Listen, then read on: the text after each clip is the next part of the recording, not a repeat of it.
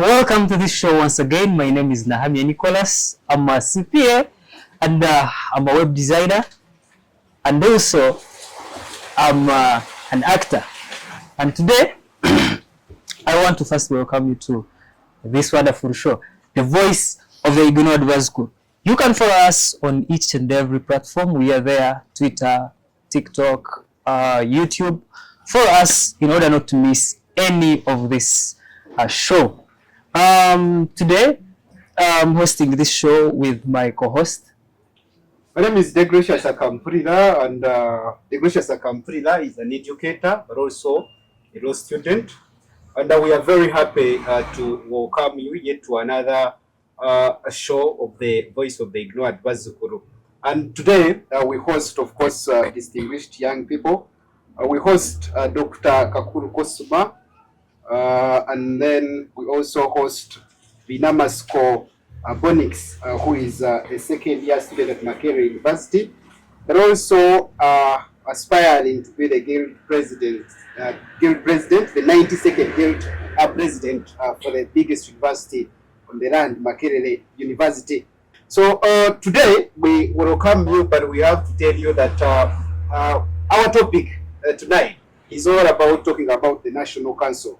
We are assessing the impact of the National Youth Council to see if it's been able to live up to the objectives of its founding. And maybe a little background about the National Youth Council.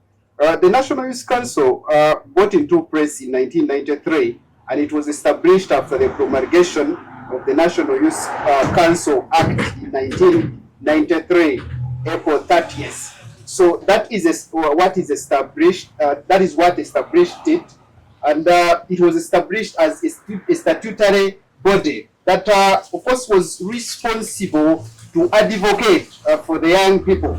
And amidst all the objectives, it was supposed to work on mobilization and coordination of young people, policy advocacy to make sure that young people could be able, to get policies that are inclusive. It was supposed to do capacity building. It was supposed, of course, to do training, and those are some of the objectives that the National Youth Council was supposed to do. So today we are assessing to see, has it been able to do that was established to do, or maybe it has not yet happened. Because we realize that in its mission, it was established to make sure that it makes sure that young people, those who are living in the villages, those who are living in town, those who are employed, those who are not employed, those who are educated, those who are not educated, can they be able to reach their full potential? That is what they wanted, to make sure that all of them, uneducated, educated, living in the villages, living in towns, could be able to reach the full potential. And so today I'll just give them a minute to introduce themselves, and then we can get to start. Keep on watching the Voice of the Ignored Bazukuru. I will start with Dr. Kakuru Kosuma. Yes, thank you so much, our hosts, we are here once again to deliberate on issues of national importance. And maybe for the benefit of a regular young man in Buyikwe, they would want to understand what an educator is, because that's not a profession that is common to everyone's eyes. Yes, okay. For clarity, an educator, it means a teacher, an experienced teacher, and maybe that is what I can clarify for a common person in the community. Yes. Yes. That aside, my name is Dr. Kakuru Kosuma. I am a medical doctor by training and profession. One of the new ones, 2 years old in the profession. Currently finishing my mandatory government medical internship. Right now I'm at Chirudu National Referral Hospital. I am always excited to appear on such shows, because then at a later time we shall talk about the aspirations, the passions. We have a problem in Africa and in Uganda per se that passions are no longer inherent. Ideally, passions are supposed to be from within. But we have raised generations where passions have been suppressed by environment. So we have people that are doctors, but inherently their passions are probably journalism or law. And I think I belong to that class. That my passion for medicine, which I have, clearly I do medicine with a lot of passion. Patients that meet me know this. But I still know that inherently I have other passions. And also my close people know that these passions include, but not limited to, things like journalism and law, because I like advocacy. Thank you. Thank you so much. The gentleman. To our viewers, I'm very happy to be here. Bonex Bay Namatsko is my name. Just like the co-host says, I'm a second year student at Makerere University, doing a bachelor's of adult and community education. Basically, my education rotates on enlightening the adults and the older persons on how to manage life. So this is to substantiate that the adults are leaving a certain section and it is a takeoff stage where they need to realize the opportunities. So probably doctor would be one of my students. I would want to yes, doctor would be one of my students to be able to exercise what my course means. So we help the adults understand their value in society and be able to keep alive, as much as we don't neglect the youth. When I get invited to this show and to talk about matters arising, most importantly affecting the youth, I feel pressured and I have a moment of reflection. I use this as an experience because I am an ignored Muzukuru, but who has a sense of direction. So given an opportunity, there would be the best out of me as an individual to benefit my family, benefit a nation, and benefit the society that I live in. Nice to be here. Thank you very much. Thank you so much. Today we're going to put in check the National Youth Council. And I'm one of the, should I bring it to the ignored Muzukuru? Okay, I'm the ignored Muzukuru who is not satisfied with what the National Youth Council has done so far. I truly believe in the objectives, like you've stressed them. I believe in them, and I believe they are very much important and we need them. But today, basically with the panel, we are going to question how effective has it been? Have they followed those objectives that were set there? Because we believe this is a government, it's a statutory body. Of course, it was put together by a parliamentary act. Which you are a lawyer in making those terms. I'm not familiar with them. I'm an accountant. I understand numbers. So that is basically what we're going to look at today. You can introduce the topic and then we dive through that right now. Yeah, so like I already talked about, we expect that the National Youth Council, whatever it is mandated to do, from the inception in 1993, what it was supposed to do, I would expect that PANA would be having policy changes. You know, those policies that are targeting to make sure that the young people can also get to have an opportunity where they can share with the national cake. So it is what we are looking at. And I will start with Doctor to see how he looks at it. Doctor, as the National Youth Council lived up to the expectations of its founding, or it is not actually doing that it was established to do? Every time I'm given a chance to talk about the NYC, I will always be on record that if I had capacity to dissolve this, I would have dissolved it probably years ago. Because I am one person that thinks that it is not the representation that we call it to be. Now, I think, and I'll beg to be corrected by maybe my co-panelists or the audience, there was a slight amendment in this act that established the National Youth Council in 2003. And this act gave the National Youth Council about 3 objectives.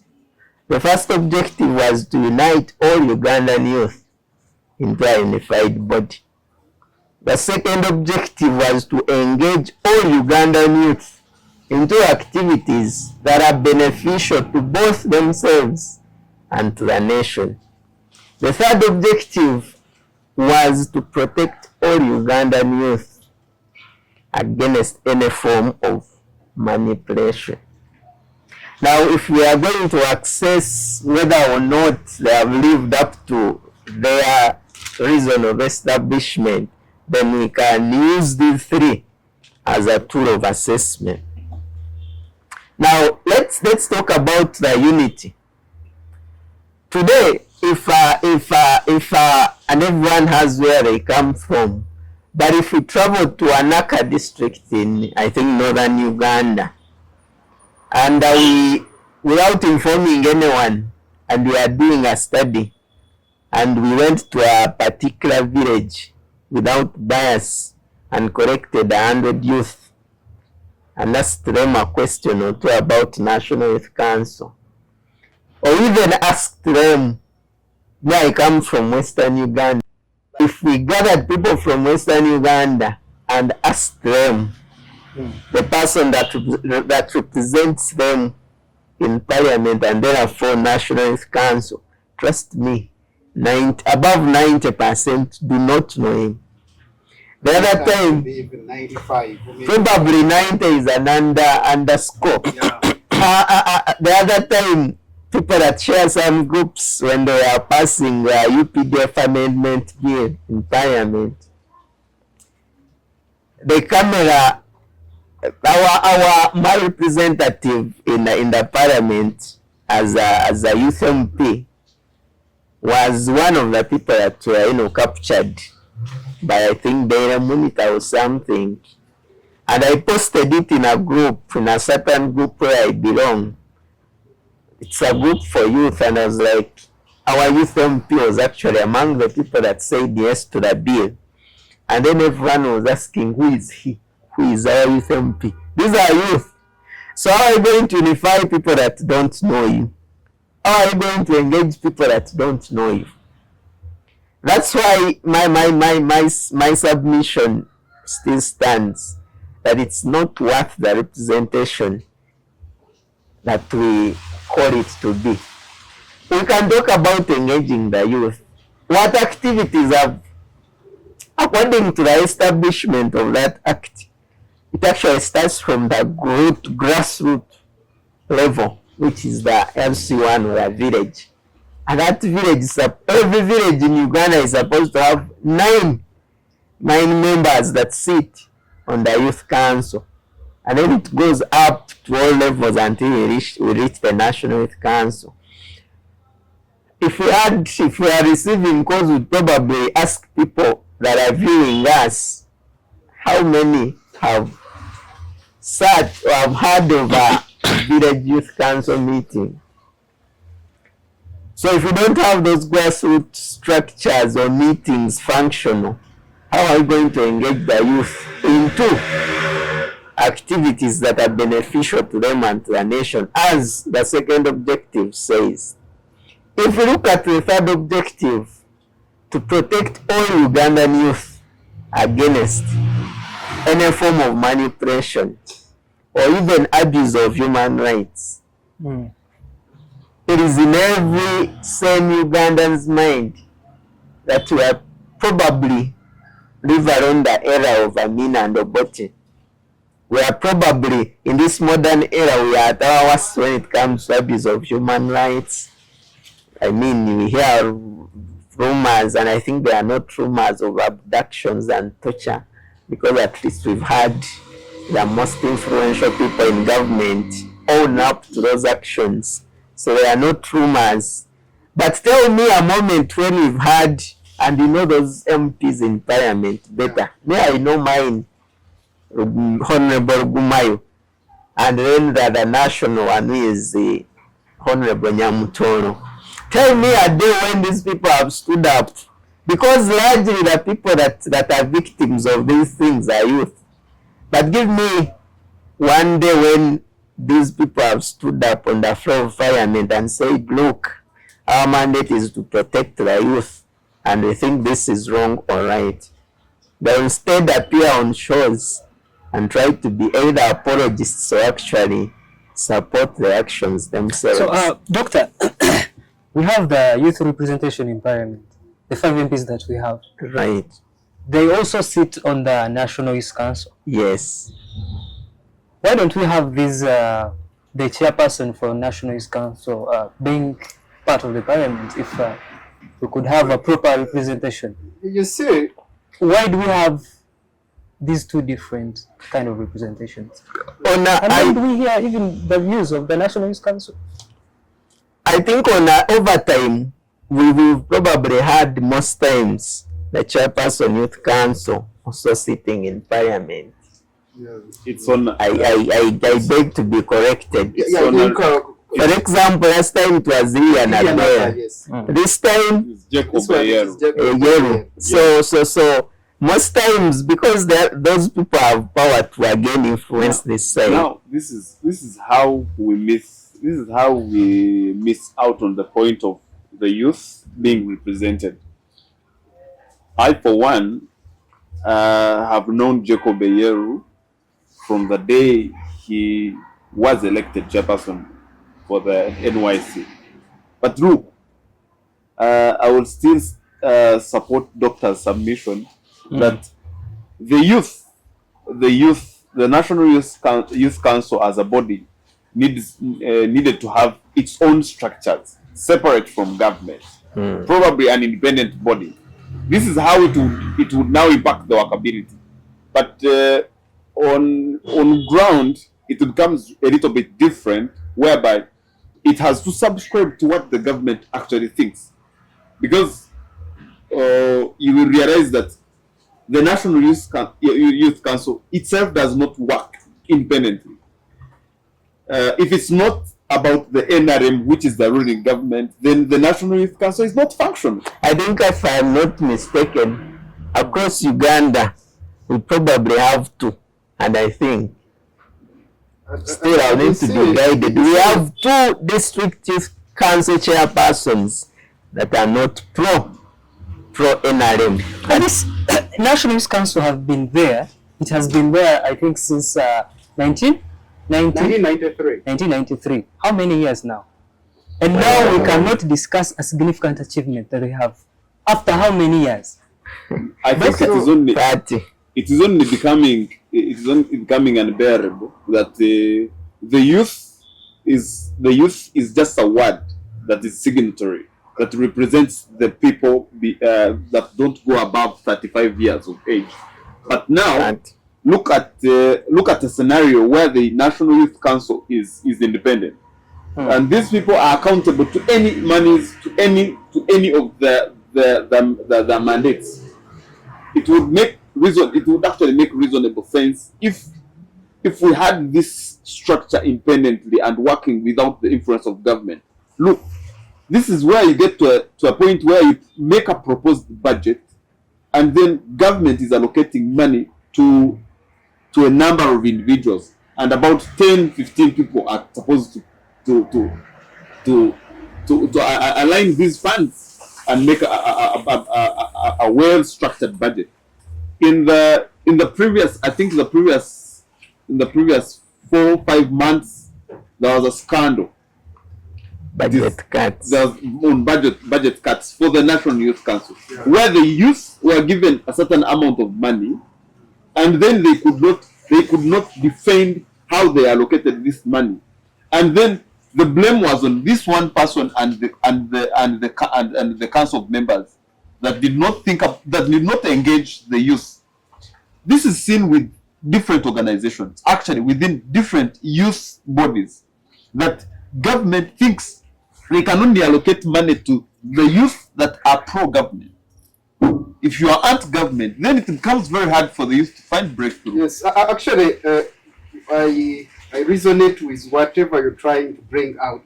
I realize even from the village level, you will find out that when actually they are looking, because you realize that they have structures even from village level, and then we have sub-county level, no, before sub-county level, parish level, then district level.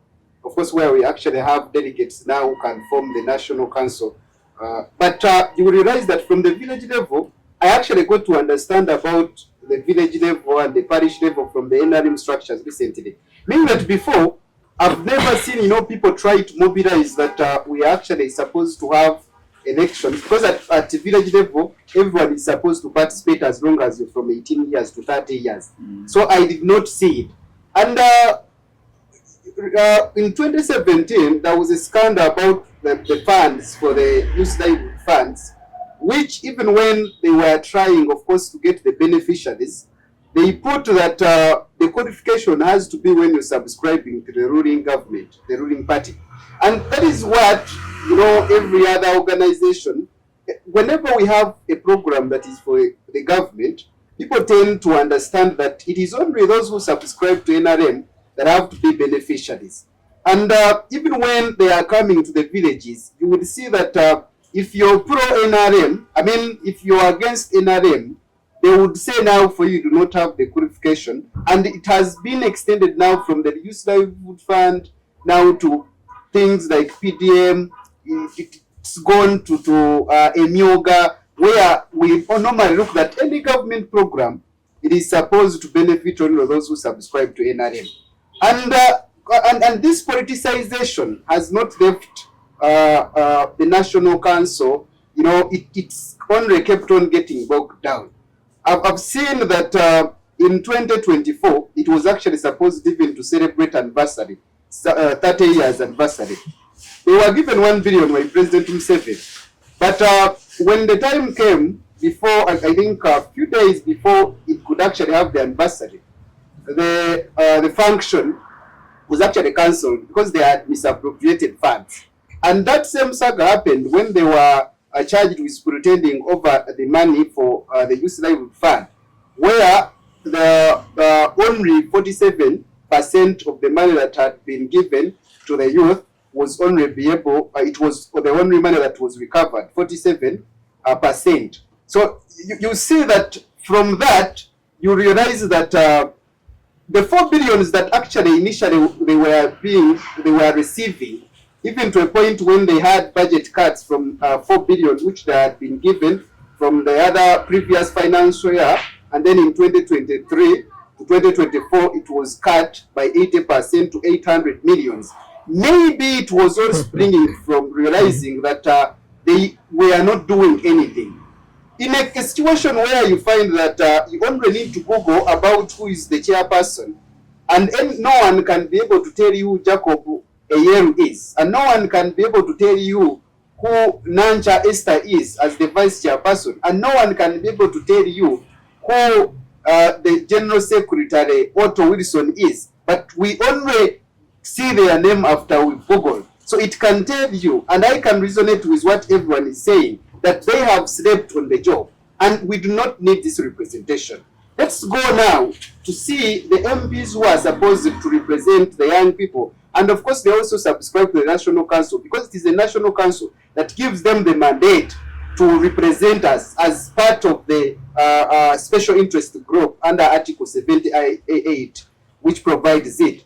You realize that all the 5 MPs that we have, the 4 MPs from the 4 different regions, when they get to the parliament, they only sit and they can never bring policy changes. If one of its objectives was to make sure that at least it advocates for inclusive policies, by this time we would be talking about the policies which it's been able, I think, to midwife efforts to making sure we could have the inclusive policies. But up to now, you will find that we do not have any policies. And most of these young MPs who were representing young people are actually going there now for a second term, now representing their different constituencies. I saw when Henry Okot was now coming, of course, to represent now to represent his constituency. I've heard about Agnes Chirabo also going to represent the people of Luwero. I've heard about Nyamutoro also coming to represent the people of Nebi. But now, you could ask them, I've not heard about Edison Lugumayo, but you would ask them, now the 5-year term has ended. What have they been able to do? What have they registered? And when we are speaking this, I would want Jacob Eyeru, you are the chairperson of the National Youth Council, really to ask yourself, in the 5 years, you got into that office in 2020, what have you registered as an achievement? We would ask Honorable Fiona Nyamutoro, what have you achieved? What have you impacted? We would ask Henry Okot of Northern Uganda, what have you done? We would ask Edison Lugumayo of Western Uganda, what have you done? We would ask Agnes Chirabo of Central, what have you done, especially considering all the objectives that we were supposed to fight for those who are living in the village. Mr. Degratius, Yes. what makes the youth a special interest group to be given just 5 slots in parliament? Yet we are the majority. Of course, we looking. You see, it is the system that is making us feel like we are a special interest group. The system has made it in a way that if we are not made to look like a special interest group, we can never get representation. In a situation where everything has been monetized, and you would need $1 billion to stand for an MP. So giving us the 5 slots in parliament, we take away the issue of monetizing politics. Of course, it cannot take it away, but they saw that if it was not about putting there those 5 slots for the young people, then there is no way how young people will actually force their way into the parliament. Because which young people would get 1 billion to use to campaign if they are to get into parliament? But even when, you see, that is why I'm realizing and I'm bringing in now a point of empathy and that idea of the young people being detached from governance and what really matters. Because even when we have the 5 people, the question would be, what have they registered as an achievement now that they are there? They will tell you, and they are very good people. I had Let me give you an example. I practice human resource at my workplace. Now, if the employees are complaining about salary, assume you're giving everyone 200,000, and people are complaining about low salaries. And then you say that I'm picking 3 amongst you who are complaining. I'm picking 3. I'm giving them 300,000. 3. Will you have solved the problem? It doesn't solve the problem. It does not solve anything. This is Giving us just 5 slots in parliament does not. It does not solve any problem that affects the youth. You see, we are, what we are doing is the symptomatology, that we are looking at symptoms. But the bigger picture, the failures of National Youth Council is a reflection of total system failure. Systemic, Systemic failure. Yeah. Like all institutions are down, and the National Youth Council will not be spared. So maybe we should now start discussing about how we can resurrect the systems. Yes, but the other thing, what I think is that do you think maybe even when we are coming out, of course we as the ignored Bazukuru, we are trying to do that advocacy and actually do the job of the National Youth Council, because now it is supposed to do civic education and it is what we are doing. And actually our audience, you have to understand that whatever we are doing is in, it is constitutional. So many people, when we get to talk about such, they say we are getting political, and it is provided under Article 38, right to civic activities. So whatever we are doing is what every other young people is supposed to do. So now what I'm asking, don't you think maybe we've also not been able to hold them accountable in terms of not asking them what they have done? And maybe we are so much detached when it comes, to such matters of national importance. Because I feel that they do not have any pressure. No one is even endeavoring to ask them questions, those hard questions. What are they doing, especially if they are representing us? You see, before you come in 1 minute, if you have not lived at 30 years, then you don't deserve to live. if you meet a 30-year-old man that has not lived, then they don't deserve to live. This is an institution that has been here for 32 years, but it is still not visible. How are we then going to demand So accountability? we are all in agreement that they have not done any kind of work, and maybe we should think about, you see, when they were establishing it, there were objectives that they put. Of course, the objectives are important. We need such kind of a body. You see, I cannot be funding you with 8 billions and then I reduce you to 800 millions and you from 4 billions to 800 millions. That tells you that even people that are appropriating money deem you not fit to live. Because how would you tell me how you add just from 4 billion Actually, to during 800? they were talking about totally they were talking about rationalization of institutions. They wanted to merge it now. They merge it. You know, we have so that it could be considered under the Ministry of Gender, Labour and Economic Development. And so I saw the youth coming out and they were like, no, it is for their own benefit. Yeah. Maybe we have saved that 800 millions. I would still think let's leaving alone the fact that we are complaining about the youth. The structure matters for this cause. The structure now gives actually them the audacity to have a committee of about 7 members to think through for the whole whole population, like the youth population, and then in a point where you don't know a Jacob Boyeru that has never been to somewhere in Kaviramaido, You go to Google him if you want. you have to Google him to know who the chairperson National Youth Council is becomes a little chaotic. That in the matter of understanding the consensus of the very same job and role, you realize that this is just a structure. We can have them as pictures, we can have photographs, we can have actually Bonix, before we can even get to national level, let's look at district level. Now at district level, we don't know who are into this. You remember, we are failing to understand now the national figures at national level.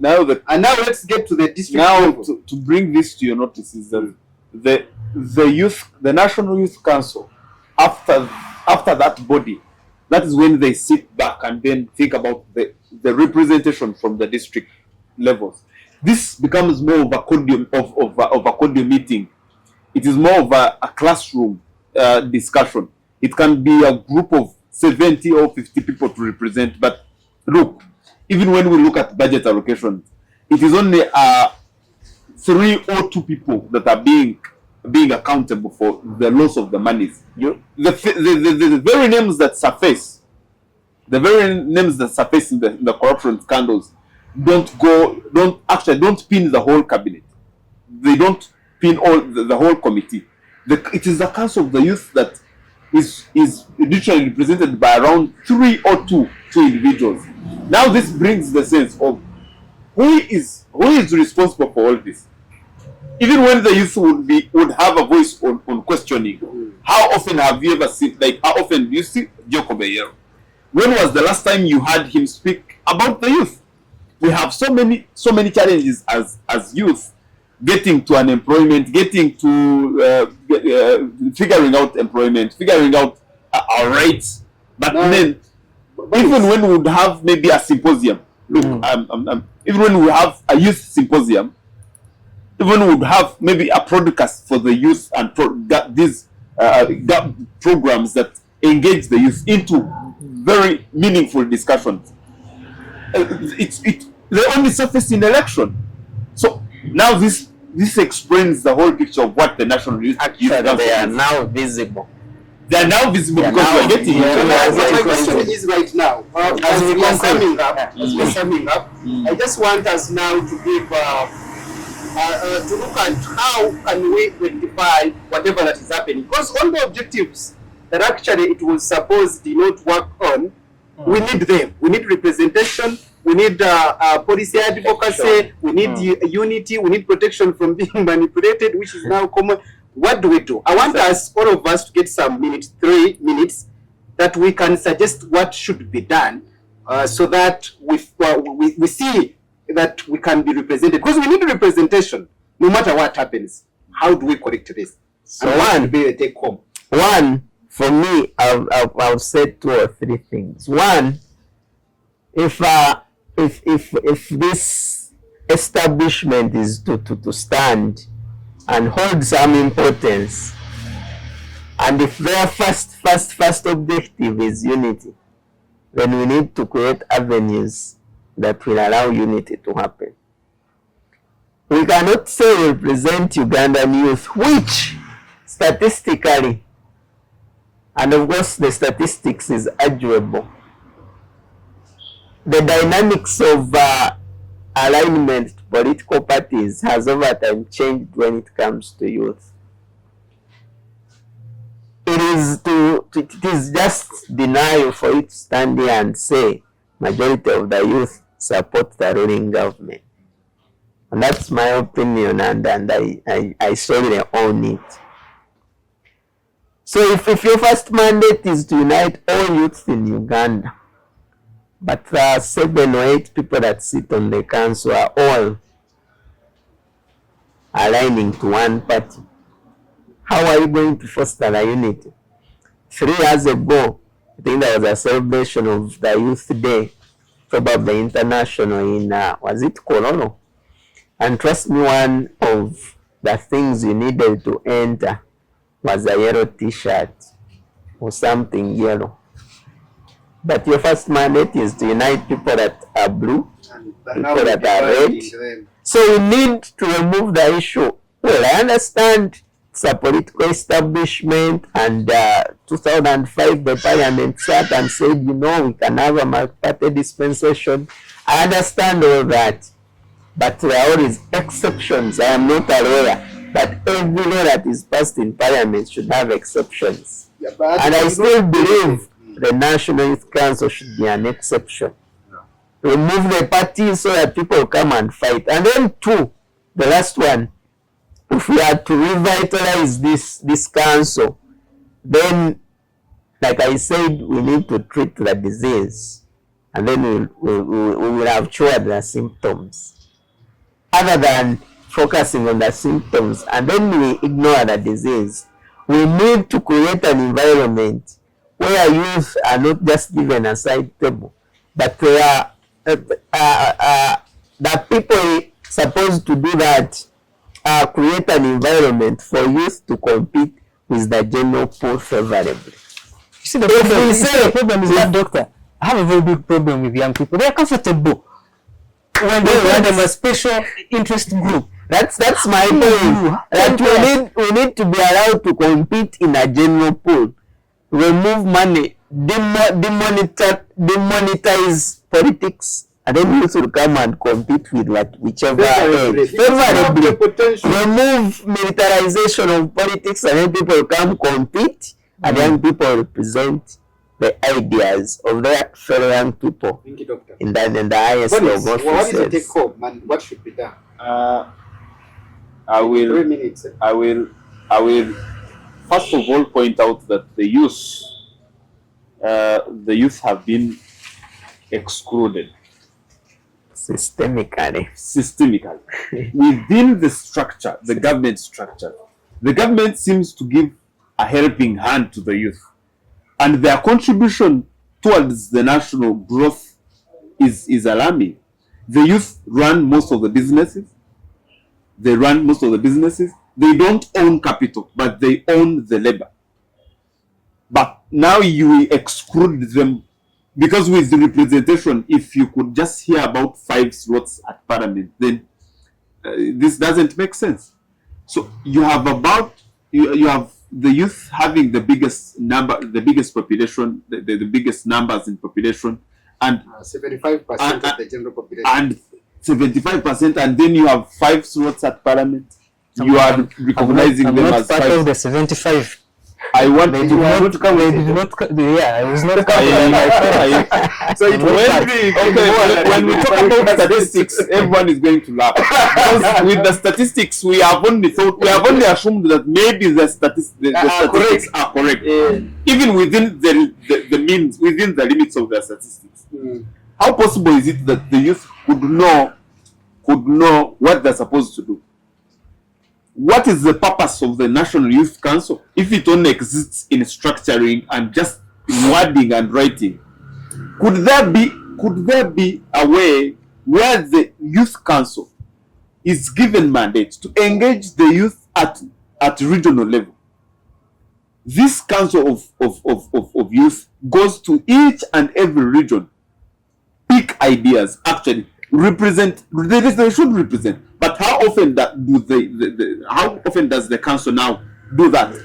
And what is the money allocated for? What does the money do? They failed to do that with 4 billion. Now they failed to do that with 4 billion, and then all of a sudden the budget is cut. Yeah, budget cuts. You realize that now, even when we would depend on the funding, on the 4 billion, we have lost the money. And Bonix, what you need to understand is that they are not only limited to the funds that come from government, but they also do activities on top of donor funding. They have projects that are funded by donors, and so we are looking at not only the money they get from government, but we should understand that they also get money. If only they can, if only they can help us, and the National Youth Council is an NGO, then probably we could ask them to account for what they do. It also operates as an NGO. It doesn't. Because I mean, like an NRM NGO. it is an NRM NGO. Because it is either pro-government, you are either pro-government, you are getting the funding or none. So thank you, Bonix. Be gracious in your conclusive statements. You see, what happened, I liked what happened in the ancient Roman Empire. They made sure that every other person, if there was to be effective representation of every other person in the Roman Empire, they provided what they called, the system was tribuneship, and they were what they called tribunes. These tribunes were just open offices where the vulnerable groups, or the special interest group that like they are calling us, I don't think we are even special because we can compete favorably with even the old and even be better than them. But the system was that those tribunes would impact legislation. They would actually find that what are the young people saying, what are the old people saying, and whenever they would be legislating, it would be pivotal in decision making. Now ours is just a symbol, but it is not actually doing its job. The committee members at the national level are backing dogs that are chained, and perhaps maybe it is not them who are authoring this. It is the systemic exclusion. It is how the system has been. But if we love our country, like President Museveni tells us that we'll be patriotic, and if we are to make sure that we revitalize it, we are supposed to make sure, first of all, we remove politics in whatever we bring out as a tool to advocate for young people. Let's not look at every other government project as a project that is going to target those who are supporting the ruling government. And I think if it was like that, then they would care about us so much, because young people are supporting the ruling government. If you consider actually all the 5 MPs, they are all NRM. Now that is where they would base on and understand that we are not actually enemies of progress. We are people who are supporting the ruling government. So politics has to be removed on this thing. And the other idea that has to be done is that they have to find out a proper monitoring and evaluation tool where they can set targets and have, cognizant indicators as well as outcomes. They know that in this tenure, 5 years term, this is what we want to do at the end of the 5 years. If there are policy changes that they want to come out with at the end of the 5 year, they say this is what we should have done. Maybe this is what we are going to come up with at the end of 5 years. But they seem not to have a national outlook. They seem not to be monitoring and evaluating themselves. They seem to sit in the office, and formerly it was 3 years. And they only sat to make it now 5 years. So they seem only to wait for the 5 years. Maybe because they know that even after the tenure, they are now going to be out of age, and it is whatever mesh they create is not going to be counted on them.